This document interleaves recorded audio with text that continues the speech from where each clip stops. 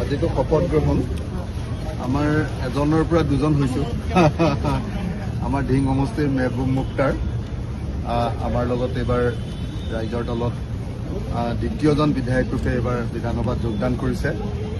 এইবাৰ যোৱাবাৰতকৈ মানে এইবাৰ চাউণ্ডটো ডাঙৰ হ'ব। যোৱাবাৰ যদি এক আছিলে এইবাৰ দুই হ'ব।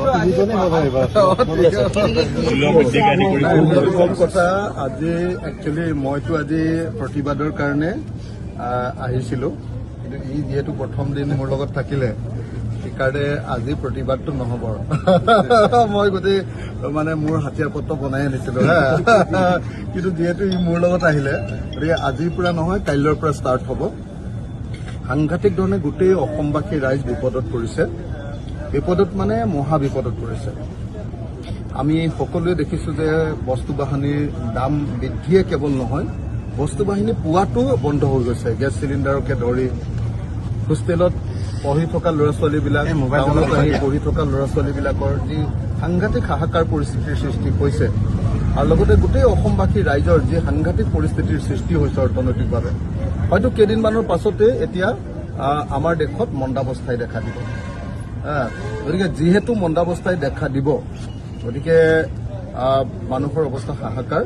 গতিকে এইবাৰৰ মোৰ প্ৰথম বিষয়টোৱে হ'ব UCC আনক অন্য কিবা আনক, যে কেনেকৈ এই সংকটৰ সময়ত অসমৰ মানুহক সকাহ দিব পাৰি, তাৰ কাৰণে এইবাৰ বিধানসভাই কি সিদ্ধান্ত ল'ব। চৰকাৰে ব্যয় সংকোচনৰ কথা কৈছে। যিটো ব্যয় সংকোচন সেইটো তেনেই সামান্য ঘটনা এটা।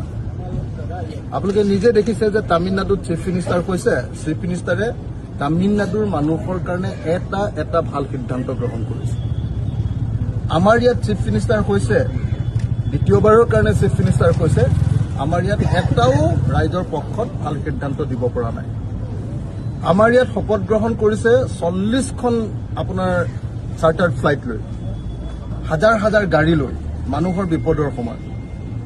আৰু আমি নিজে দেখিছোঁ যে তামিলনাডুত যেতিয়া শপত গ্ৰহণ কৰিছে সেই ধৰণৰ হুলস্থুলটো নাই।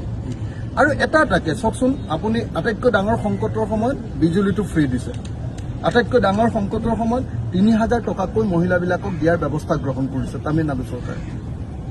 আটাইতকৈ সংকটৰ সময়খিনিত তামিলনাডু চৰকাৰে যি সময়ত নিট পৰীক্ষা নালাগে, আমি ষ্টেটে নিজেই মেডিকেল পৰীক্ষা পাতে, এনেকুৱা ধৰণৰ ফেডাৰেল ৰাজ্যৰ অধিকাৰৰ কথা কৈছে, সেই সময়ত আমি কি কৰিছোঁ, আমাৰ চৰকাৰখনে প্ৰথমতে তেল মাৰিবৰ কাৰণে, চৰকাৰক তেল মাৰিবৰ কাৰণে, নাগপুৰক তেল মাৰিবৰ কাৰণে, দিল্লীক তেল মাৰিবৰ কাৰণে UCC আনিছোঁ।